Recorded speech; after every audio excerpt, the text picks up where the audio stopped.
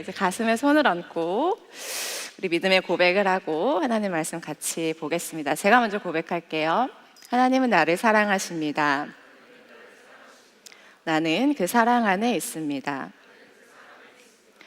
하나님은 오늘 나에게 말씀하실 것입니다. 그 말씀에 능력이 있습니다. 그 말씀에 생명이 있습니다. 나의 마음을 하나님께 열겠습니다. 나의 생각을 예수님께 집중하겠습니다. 들은 만큼 변합니다. 들은 만큼 행복해집니다. 네, 우리가 오늘 하나님 말씀을 안 읽었네요. 우리 같이 읽고 말씀 들어보도록 할 텐데, 오늘은 요한복음 2장 1절부터 11절 말씀 쉬운 성경으로 저와 여러분들이 한 절씩 교독하도록 하겠습니다. 제가 먼저 읽을게요. 3일째 되던 날에 갈릴리에 있는 가나라 하는 마을에 결혼식이 열렸습니다. 예수님의 어머니도 결혼식에 참석하였고, 포도주가 바닥났을 때 예수님의 어머니가 예수님께 이 집에 포도주가 다 떨어졌구나 라고 말해 주었습니다.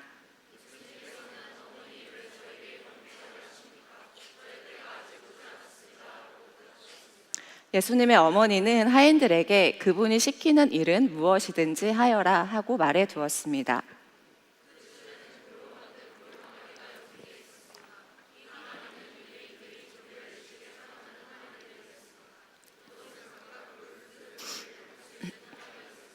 예수님께서 하인들에게 항아리에 물을 채워라 하고 말씀하셨습니다. 하인들은 항아리에 물을 가득 채웠습니다. 그러자 예수님께서는 그들에게 자, 이제 그것을 퍼다가 잔치를 주관하는 사람들에게 갖다 주어라 하고 말씀하셨습니다. 하인들은 물을 떠서 잔치를 주관하는 사람에게, 하인이 떠다 준 물을 잔치를 주관하는 사람이 맛보았을 때 그 물은 포도주가 되어 있었습니다. 그는 그 포도주가 어디서 난 것인지 알지 못하였지만 물을 가져온 하인들은 알고 있었습니다. 잔치를 주관하는 사람은 신랑을 불렀습니다.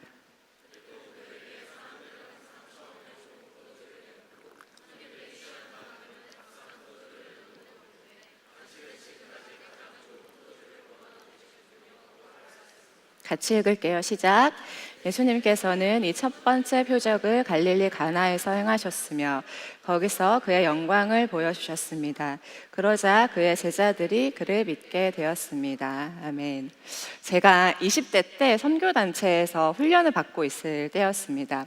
그때 예수님의 재림에 대해서 함께 공부를 하고 조별로 함께 나누는 시간이 있었어요.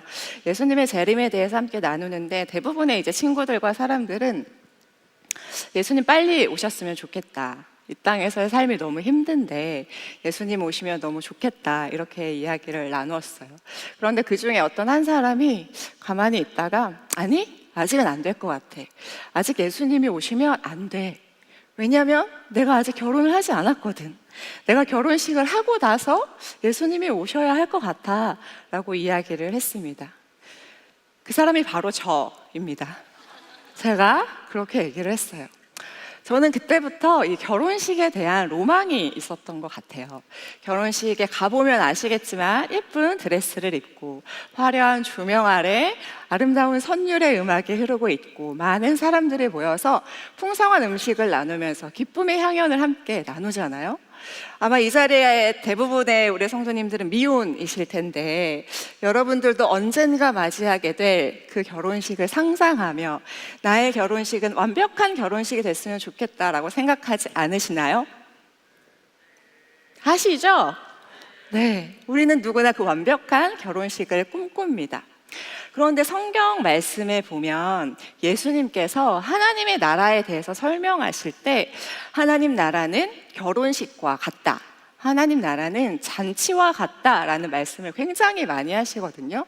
왜냐하면 이 잔치, 결혼식이 주는 의미가 기쁨과 풍성함과 사랑과 완벽함, 이런 의미를 우리에게 주기 때문이죠. 그런데 잘 생각해 보면 꼭 결혼식만은 그런 것이 아니입니다.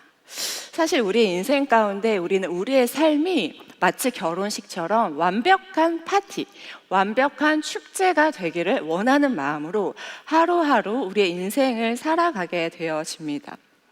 내가 좋은 직장에 들어가고 좋은 학교에 가고 좋은 사람을 만나서 아름다운 가정을 이루면 내 삶은 아름다운 결혼식처럼 완벽한 장이 될 거야 라고 생각을 하는 그때, 그리고 막 준비하고 있을 때, 그리고 그 절정을 향해서 다 다르고 있을 때 우리의 삶 가운데는 언제나 예상치 못한 변수, 예상치 못한 상황들을 우리는 언제나 마주하게 됩니다. 제가 성도님들을 만나서 대화를 나누고 이야기를 할 때 가끔 이런 이야기를 저한테 하세요. 목사님, 저는 제가 이런 인생을 살게 될 줄은 몰랐어요. 이런 말들을 자주 하시거든요. 그러니까 내가 10대 때 생각했던 나의 20대의 모습이 있을 것이고, 내가 20대 때 생각했던 30대의 모습, 그리고 40대의 모습이 있을 것인데, 막상 오늘을 살아가다 보니 과거에 생각했던 나의 꿈, 나의 미래, 나의 계획과는 전혀 다른 하루하루를 살아가고 있는 것 같다라고 이야기를 하는 거죠. 제가 20대 때 아직 예수님이 오면 안 돼, 나 아직 결혼 안 했거든, 이렇게 말했잖아요. 그 제가 여전히 저는 그 마음으로 싱글로 살아가고 있습니다. 여러분, 제가 지금까지 결혼을 하지 않게 될 줄은 저도 정말 몰랐습니다. 한 번도 생각해 보지 못했던 일이었어요. 20대까지는 별로 결혼을 하고 싶지 않았고, 30대 초반으로 갈 때쯤은 이제 결혼에 대한 막연한 두려움이 있었던 것 같아요. 그리고 30대 중반을 지날 때쯤에는 이제는 정말 안 되겠다, 좀 해야겠다라는 생각을 가지고 거짓말 조금 보태서 정말 100번은 소개팅을 했던 것 같아요. 정말 많은 사람들을 만났습니다. 요즘 그 핫한 드라마 중에 미혼 남녀의 효과적인 만남, 뭐 이런 드라마를 보니까 결혼을 하기 위해서 애쓰는 그 한지민이라는 여주인공이 나오는데, 마치 그 여주인공처럼 제가 그렇게 결혼이라는 목적을 가지고, 목표를 가지고 많은 사람들을 만났어요. 아, 이 사람을 만나면 이번에 좀 결혼할 수 있지 않을까? 또 다른 사람을 만나서 하루 이틀 만나보면, 아, 이 사람과는 좀 할 수 있겠다라는 생각을 하죠. 그렇지만 그때마다 예상치 못했던 문제들, 그때마다 변수들이 생기면서 저의 그 20대 때부터 생각해왔던 그 꿈은 여전히 이루어지지 않았습니다. 여러분, 막연히 이것이 결혼만의 문제는 아니죠. 학업도 마찬가지죠. 열심히 공부를 합니다. 목표를 정해놓고 최선을 다해서 공부를 해요. 그런데 내가 정말로 열심히 공부를 잘했던 학생이 이 정도 대학은 갈 수 있겠지라고 생각했지만, 예상치 못한 변수로 인해서 학교에서 떨어지게 되기도 하고, 또 진로가 갑작스럽게 바뀌기도 합니다. 때로는 원하는 대학교, 직장, 가정을 이루면 내 인생이 정말로 좋을 거야 라고 생각하지만, 우리는 모든 순간마다 우리의 힘으로는 통제할 수 없는 어떤 문제, 우리의 힘으로는 컨트롤할 수 없는 그 예상치 못한 일 앞에 맞닥뜨리게 되어지고, 우리는 적지 않게 당황을 하게 되어집니다. 그때 우리의 상태는 어떤 상태가 되냐면, 샘물이 말라버린 상태, 잔칫날 포도주가 없어져 버린, 고갈되어 버린 그 결핍의 상태를 마주하게 되는 거죠. 오늘 우리가 읽었던 이 본문 말씀이 바로 이런 상황이었습니다. 오늘 본문 말씀에 나오는 이 결혼식은 이스라엘의 갈릴리의 작은 가나라는 동네에서 있었던 결혼식이었어요. 그 동네에 예수님도 초대받고 예수님의 어머니, 그리고 예수님의 이제 막 초대받은 제자들이 함께 그 결혼식에 참석하게 되었습니다.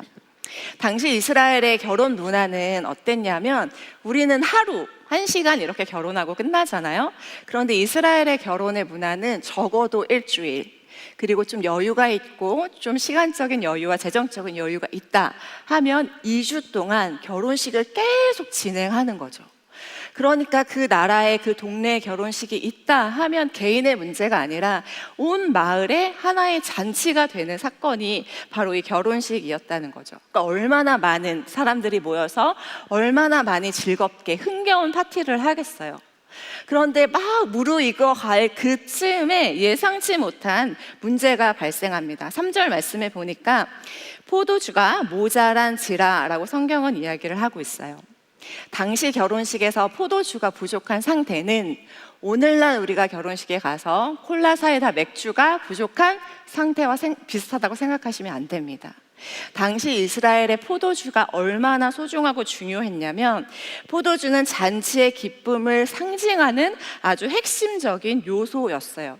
그래서 결혼식 잔치를 일주일 동안 진행을 하는데 포도주가 떨어졌다. 그건 그 집안의 신랑과 온 가족이 망신살이를 당하게 되는 겁니다. 수치를 당하게 되는 사건이 바로 이 포도주가 떨어진 사건이 되는 거예요. 너무나도 당황스럽고 너무나도 당혹스러운 이 현장 앞에 있게 되는 거죠. 이 문제를 이제 어떻게 해결해 갈 수 있을지 하나님의 말씀을 통해서 한번 보도록 하겠는데요. 우리가 먼저 주목할 것은 이 잔치에 모인 어떤 사람도 그 무엇도 포도주가 부족한 이 상황의 문제를 해결할 수 없었다는 것입니다. 결혼식은 너무나도 즐거운 순간이잖아요. 그 즐거운 시간의 절정에 이르렀을 때 하필이면 포도주가 떨어지고 말게 되는 것이죠. 이것이 우리에게 보여주는 것은 무엇이냐면 세상이 주는 즐거움, 세상이 우리에게 보장해 줄 것처럼 말하는 그 기쁨과 즐거움은 유한하지 않다라는 것입니다. 지속되지 않다라는 것이에요. 언젠가는 끝이 있고 언젠가는 떨어진 포도주처럼 결국에는 바닥이 드러날 수밖에 없다라는 것입니다. 제가 얼마 전에 최신 이북 리더기를 구입을 했습니다. 그 전자책 있잖아요. 그 전자책을 볼 수 있는 이북 리더기를 구입을 했어요. 제가 그 이북 리더기만 살게 되면은 저는 책을 정말 많이 보게 될 거라고 생각을 했어요. 너무 행복하겠다. 너무 좋겠다. 어디를 가서든지 책을 볼 수 있겠지라는 생각을 했어요. 제가 그 즐거운 마음으로 샀던 이북 리더기는 지금 어디에 있을까요?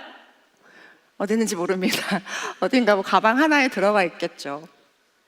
여러분 그렇잖아요. 최신 휴대폰, 뭐 노트북, 새로운 옷, 새로운 뭐 백 이런 거 사면 잠깐 한 일주일 정도 기쁠까? 시간이 지나고 나면 그 기쁨이 사라지죠. 내가 열심히 일해서 번 돈으로 소액의 주식 투자를 했어요. 막 30%, 40% 올라가요. 그런데 100%, 200% 떨어져요. 기쁨은 잠깐, 그 기쁨이 모두 다 사라지죠. 소개팅에 나갔어요. 뭐 예상치 못했던 훈남, 훈녀가 나타난 거예요. 잘 돼서 연애를 하기 시작했어요. 그 기쁨과 설레임은 며칠까지 갈까요? 제 경험상 100일까지 절정에 이르고 그때부터 그 기쁨이 사라지기 시작하더라고요. 그래서 C.S. 루이스라는 아주 유명한 신학자는 이렇게 얘기해요. 세상의 기쁨은 모래사장에 뿌려진 금가루 같다라고 표현을 합니다. 그러니까 세상의 기쁨은 금가루처럼 반짝반짝 빛나지만 드넓은 모래사장에 뿌려져 있는 것 같아서 잠깐 있다가 사라지고 잠깐 왔다가 흩어져 버리는 그런 기쁨이라고 이야기를 하는 것입니다.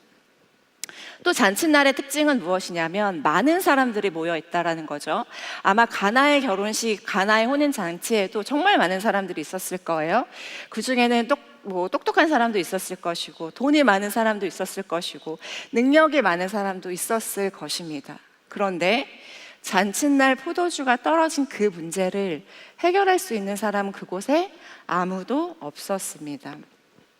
사랑하는 여러분, 우리도 우리의 인생의 위기를 만나게 되면 여러분은 어떻게 하시나요?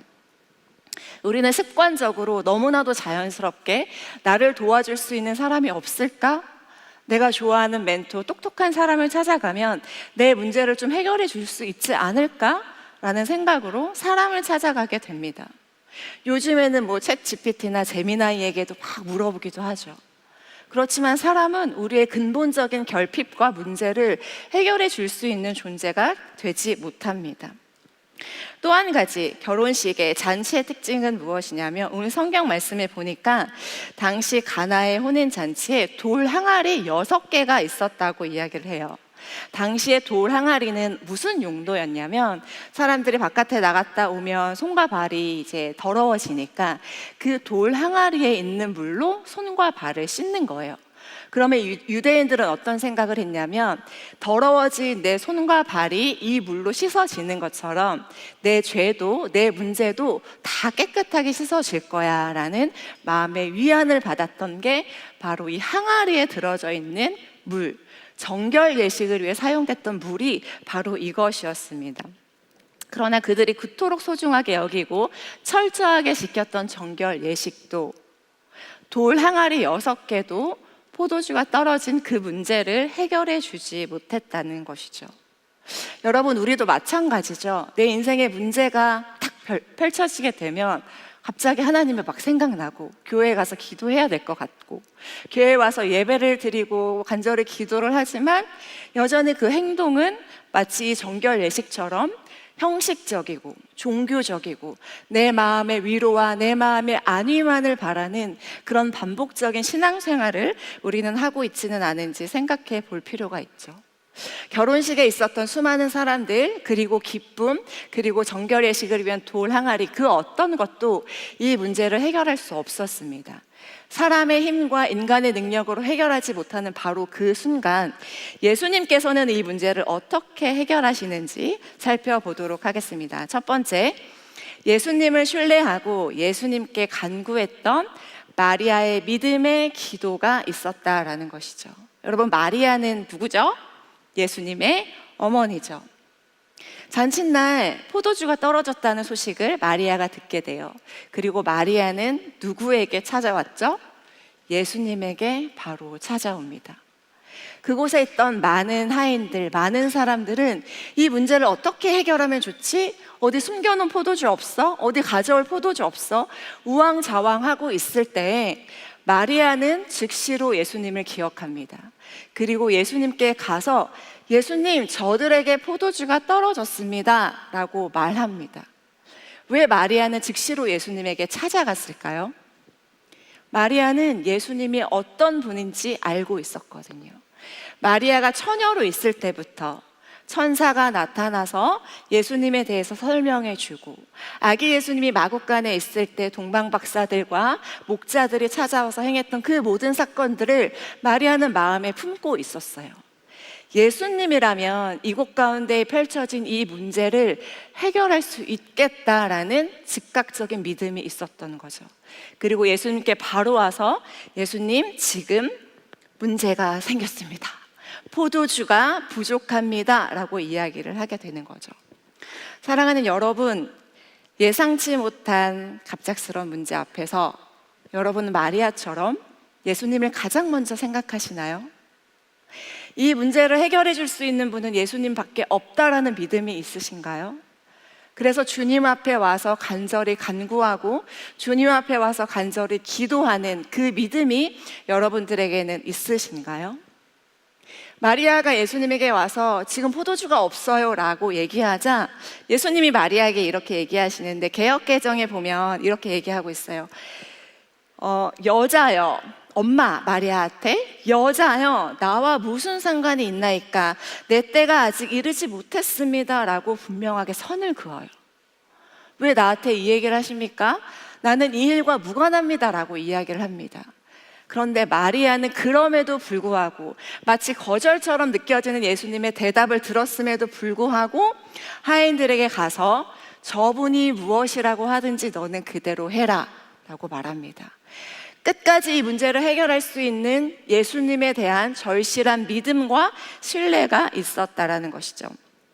우리 역시 이런 답답한 현실과 문제들 앞에서 내가 아무리 기도하고 주님의 이름을 불러도 주님은 내 기도를 외면하는 것 같고, 나는 너의 문제를 해결할 줄 생각이 없어 라고 마치 얘기하는 것 같고, 기도도 나오지 않고 눈물만 흘려지는 그 순간이 있다 할지라도 마리아처럼 끝까지 예수님 앞에 나아와서 간구하고 기도하는 여러분들이 되시길 주님의 이름으로 축복합니다. 가만히 있으면 안 돼요, 여러분. 즉각적으로 예수님을 기억하고 예수님 앞으로 나와야 하고 예수님께 입을 열어 간구해야 합니다. 예수님, 포도주가 없습니다. 나랑 무슨 상관이니? 예수님은 하실 수 있는 걸 저는 압니다. 이렇게 간구하는 마리아의 기도를 통해 이 지금 가나 혼인 장치의 기적은 시작되고 있는 것이죠. 두 번째, 이해를 뛰어넘는 하인들의 온전한 순종이 있었습니다. 마리아는 하인들에게 찾아가서 이렇게 얘기하죠. 너희에게 무슨 말씀을 하시든지 그대로 행하라. 그랬더니 예수님이 하인들에게 뭐라고 말하냐면 저기 정결 예식을 위해 놓여있는 항아리에 물을 가득 채워라 라고 이해할 수 없는 명령을 행하십니다. 당시 하인들의 그 모든 상황을 여러분 한번 생각해 보세요. 하인들만큼 지금 속이 타는 사람은 없습니다. 이 포도주가 없으면 가장 먼저 혼나는 사람은 누구죠? 하인들. 이 상황에 들키게 되면 자기의 일자리는 박탈당하게 되어지고 바로 그 자리에서 쫓김을 받을 수 있는 상황이에요. 그런데 하인들은 정말로 최선을 다해서 포도주를 준비했어요. 많은 사람들이 올 거를 대비하고 일주일 동안 먹을 수 있는 양을 최선을 다해서 쟁여놓으면서 포도주를 준비했단 말이에요. 그런데 포도주가 떨어졌어요. 내가 그렇게 애쓰고 수고했던 나의 노력, 나의 모든 공적이 한순간에 사라지고만 그 절망적인 순간이 되게 된 거예요. 그런데 그때 예수님이 이 하인들에게 말도 안 되는 요구를 하시는 거예요. 저기 돌 항아리 6개에 물을 채워 넣어라. 도대체 어떻게 하시려고 하지? 물 항아리에 물을 채워 넣으려면 지금처럼 수도꼭지가 있는 것도 아니니까 어깨가 빠지도록 힘들게 물을 다 채워 넣어야 하는데 주님의 말씀에 끝까지 순종하는 마음으로 물을 채워 넣기 시작합니다. 6개의 아구까지 물을 다 채웠습니다. 그런데 예수님이 더 당황스러운 요구를 하시는데 8절 말씀은 저와 여러분들이 같이 한번 읽어볼게요. 시작. 그러자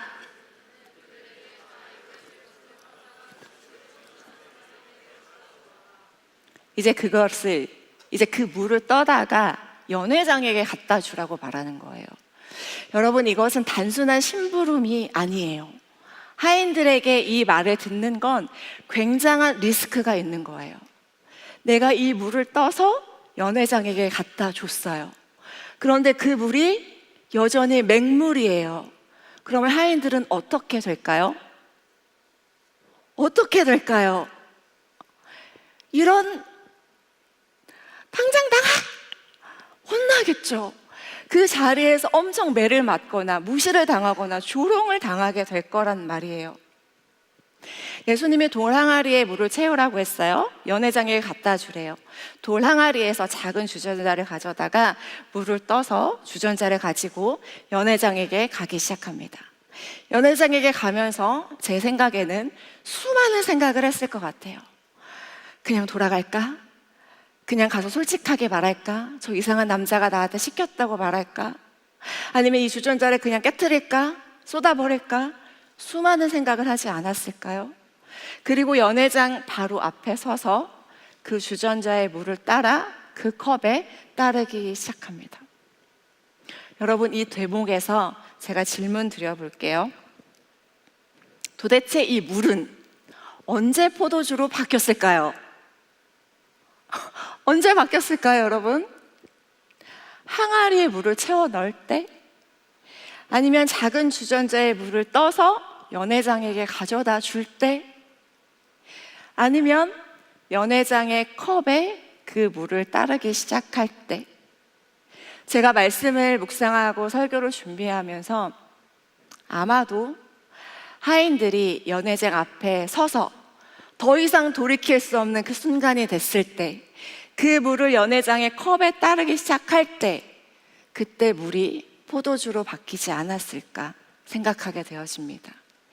예수님의 말씀에 그 순종의 완벽한 끝 앞에 서게 됐을 때, 그 순종을 되돌릴 수 없는 상황이 됐을 때, 예수님의 말씀 앞에 100%의 순종을 행동으로 보여졌을 때 물이 포도주로 변하는 기적이 일어났을 것이라고 저는 생각합니다.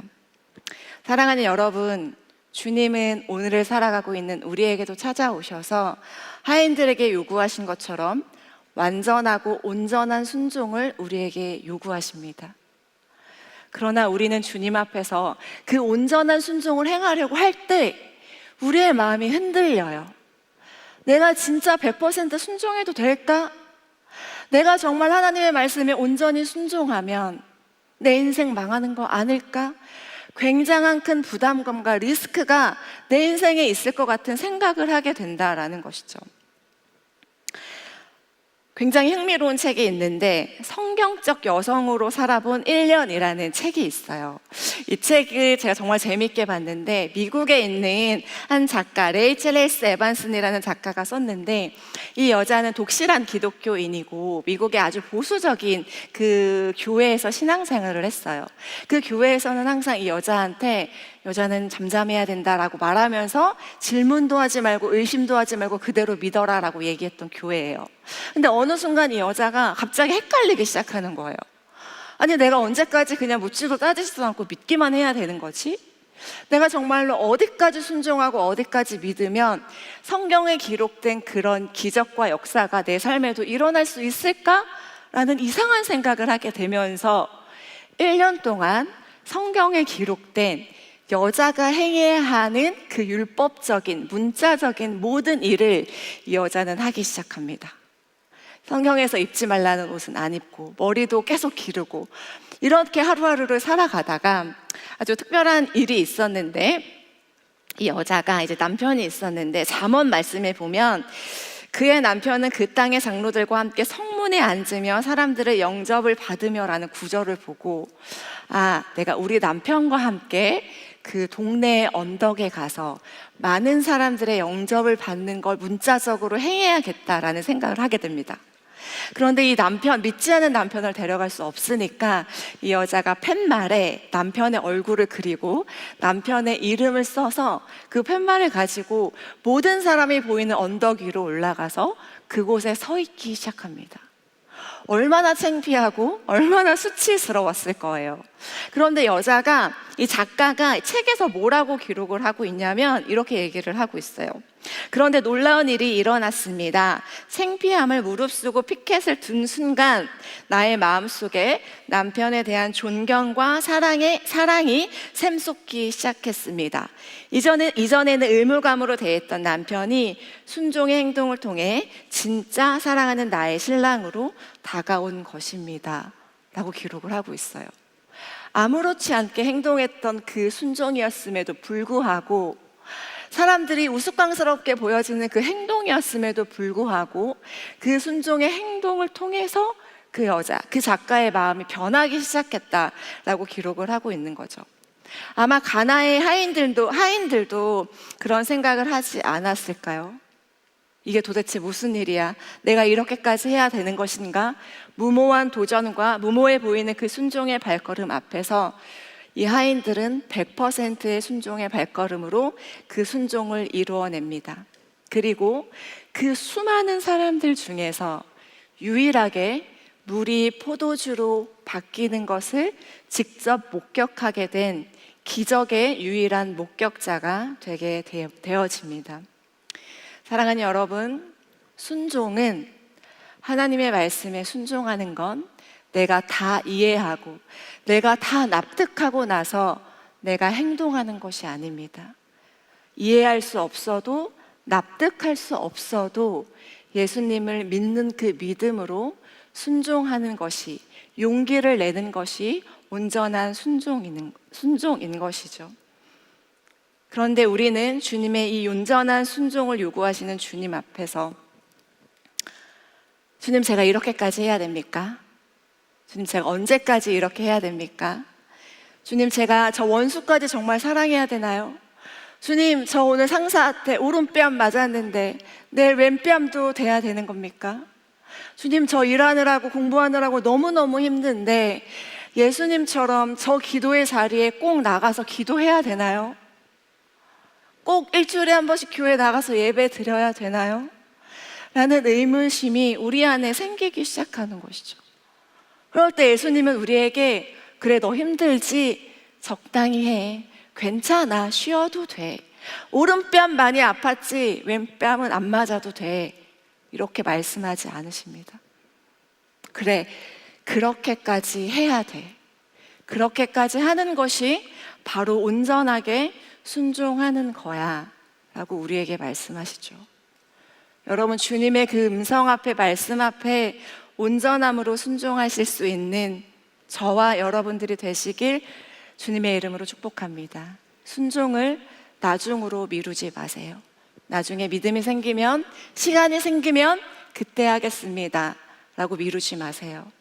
그러면 이 잔치자리에 있었던 물이 포도주로 변하는 그 목격자의 자리에 나는 없을 수 있게 되어집니다. 이어서 10절 말씀도 같이 읽어보겠습니다. 10절 같이 읽어볼게요. 시작. 그리고 그에게 사람들은 항상 처음에는 좋은 포도주를 내놓고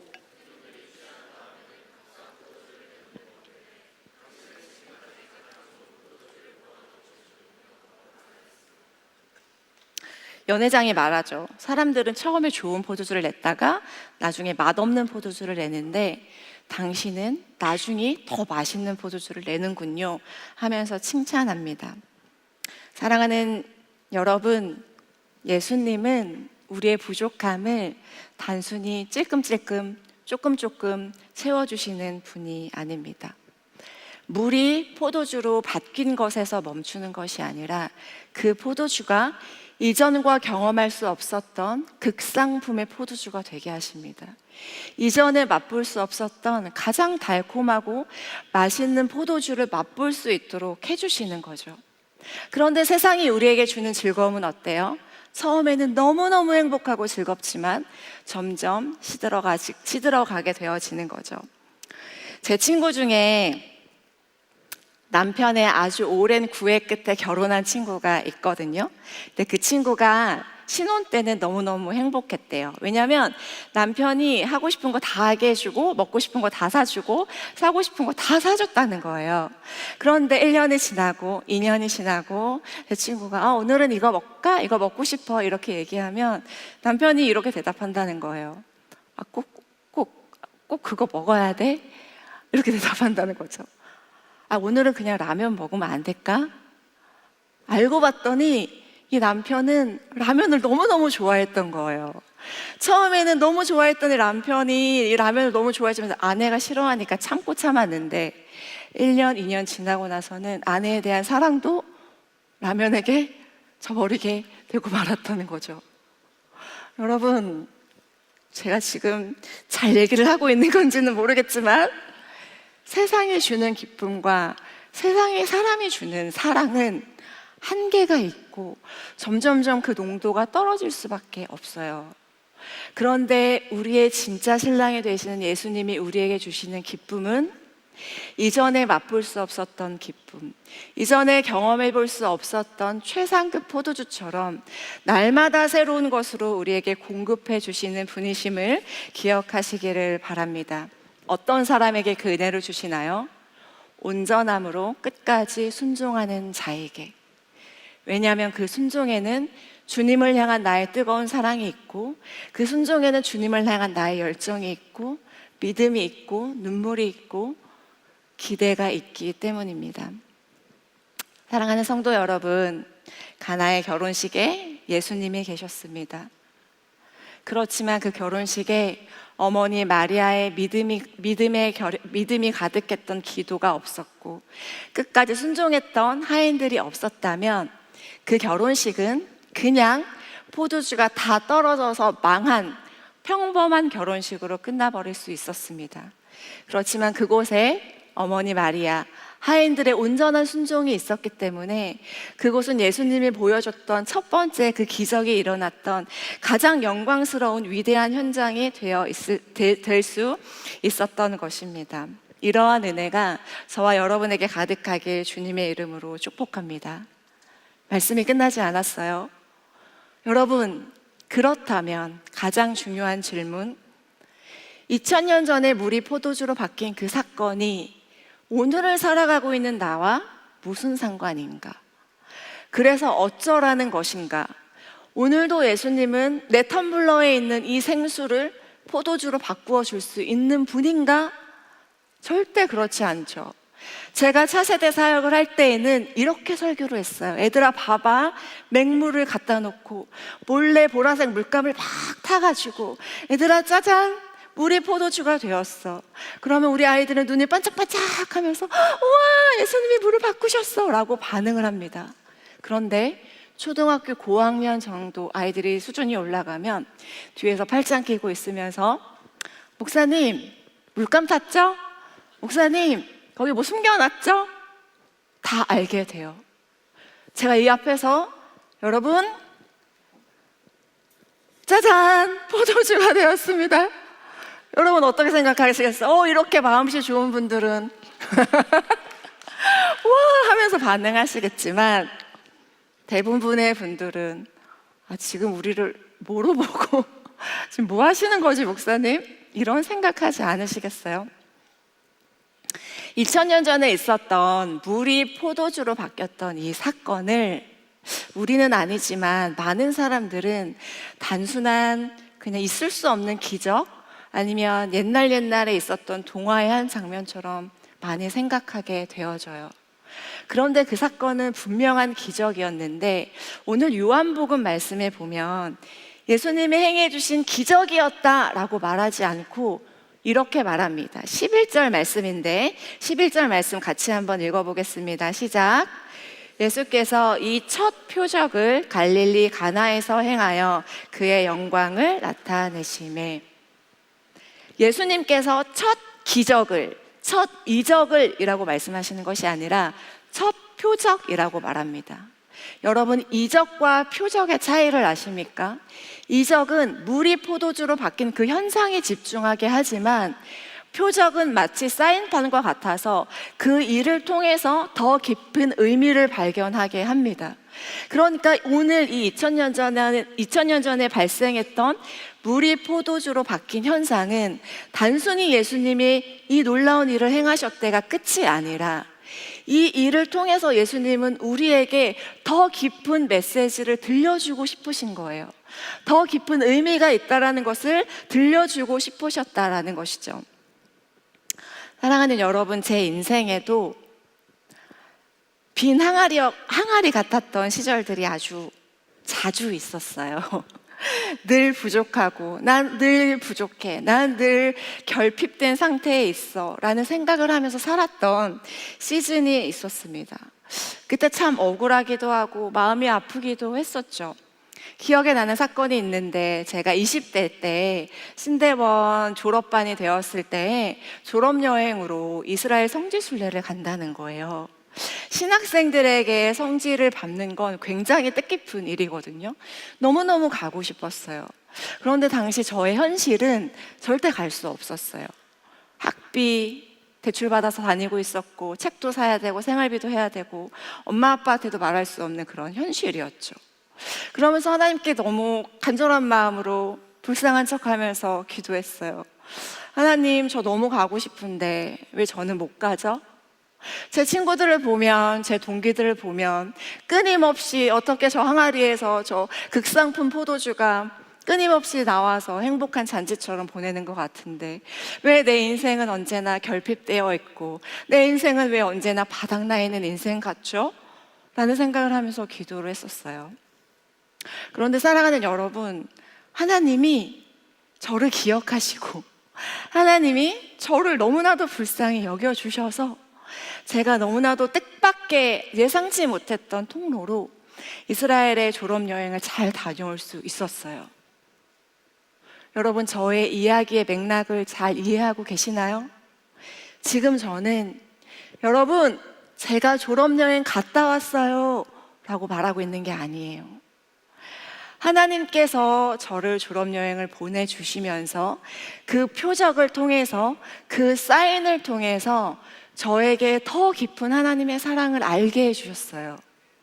내 인생이 바닥난 것 같고 내 항아리는 텅텅 빈 것 같았는데 하나님만이 내 인생을 채워줄 수 있는 분이구나. 하나님만이 더 좋은 방법으로 내 인생의 기쁨이 되어주시는 분이구나. 이것을 알게 해주셨다라는 것이죠.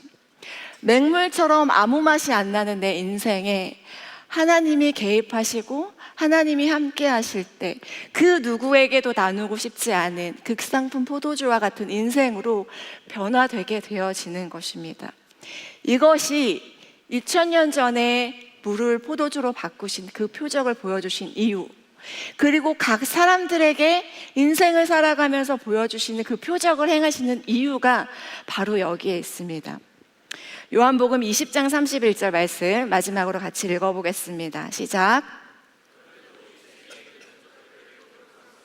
여러분들로 하여금 예수님께서 하나님의 아들 그리스도이심을 믿게 하고 그분의 이름을 믿음으로써 생명을 얻게 하기 위해서입니다. 아멘. 예수님이 이 표적을 보여주신 건 단순히 포도주 몇 잔을 주시면서 우리에게 짧은, 우리에게 조금의 기쁨과 행복을 주시는 것이 아니라 물을 포도주로 만들 수 있는 창조주 하나님의 아들이 예수님이시구나. 그 예수님이 나를 위해서 이 땅에 사람의 몸으로 오셨구나. 그리고 십자가에 못 박혀 돌아가시고 영광 가운데 부활하셨구나. 그리고 우리를 그 제자의 삶으로 초대하시고 그 영광스러움에 동참하게 하시는구나. 이 일을 우리에게 보여주게 하기 위해서 이 표적을 사용하셨다라는 것입니다. 말씀을 마무리할게요. 사랑하는 여러분, 2000년 전에 물을 포도주로 바꾸셨던 예수님은 지금 어디에 계시나요? 지금 이 자리에 저와 여러분 곁에 계십니다. 저와 여러분 곁에서 여전히 나의 불안한 현실, 바닥난 현실, 예기치 못하게 포도주가 떨어진 우리의 인생 앞에서 당황하고 있을 때 예수 그리스도 하나님의 아들의 그 영광을 보여주심으로 평범한 우리의 인생도 예수님의 그 위대한 복음을 만나면 극상품의 포도주와 같은 인생이 될 수 있다라는 것을 우리에게 말씀하십니다. 이것이 그 어떤 것도 비교할 수 없는 복음의 가장 위대한 사건입니다.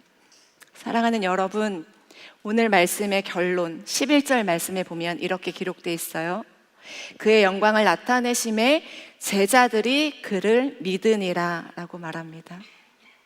잔치에 있었던 손님들과 연회장은 단순히 바뀌었던 그 포도주를 보고 기뻐했고, 하인들은 나의 믿음, 나의 온전한 순종을 통해서 물이 포도주로 바뀌는 그 기적을 목격했습니다. 그런데 거기서 끝났어요. 그런데 예수를 믿었던 사람은 누구였냐면 그 자리에 있었던 제자들입니다. 왜냐하면 그곳에 있었던 하인들은 그 기적과 그 예수님께서 행하셨던 기적에 집중했지만 제자들은 그 표정 너머에 계신 예수님을 발견했기 때문이죠. 그 표정 너머에 있으신 예수님이 어떤 분이고 내 인생을 어떻게 컨트롤하고 내 인생을 어떻게 채워가실 수 있는 분인 것을 발견하기 때문에 제자들은 예수를 믿었더라라고 성경은 이야기하고 있습니다. 여러분은 어떤 인생을 살기 원하시나요? 지금 당장 물을 포도주로 바꿔주시는 그 예수님만을 바라고 있지는 않은지, 아니면 그 기적이 이루어지는 현장에 들뜬 마음으로 기쁜 마음으로 있기만을 바라지는 않은지, 아니면 정말로 내가 예수님을 발견했다면, 정말로 내가 위대한 복음이 내 마음 가운데 있고 그 위대한 복음이 나의 마음을 설레게 한다면 예수님을 믿고 그 제자의 삶으로 따르기를 결정하고 있는지. 사랑하는 여러분, 저는 저와 여러분들이 이 제자와 같은 신앙이 되기를 주님의 이름으로 축복합니다. 결핍된 우리의 인생 가운데 단순히 포도주만을 구하는 인생이 아니라 그 포도주를 만드실 수 있는 예수님을 바라보고 예수님과 함께 그 영광스러운 하나님 나라를 함께 누리는 저와 여러분, 그리고 우리 넥스트드림 공동체가 되기를 주님의 이름으로 축복합니다. 이 시간에 말씀을 기억하면서 함께 기도의 자리로 나아가고 싶습니다. 가능하신 분들은 함께 자리에서 일어나서 함께 기도하고 싶어요. 오늘은 총 5가지의 기도 제목으로 함께 기도를 하고 싶은데, 여러분, 일상생활에서 우리가 정말로 간절히 주님 앞에 기도할 수 있는 시간이 많지 않잖아요. 이 시간 간절한 마음으로 우리 주님 앞에 기도했으면 좋겠습니다. 우리의 마음을 내어놓고 우리의 심정을 내어놓고 주님을 사랑하는 마음으로 기도의 자리로 나아갈 텐데, 먼저 찬양하시고 함께 기도의 자리로 나아가도록 하겠습니다.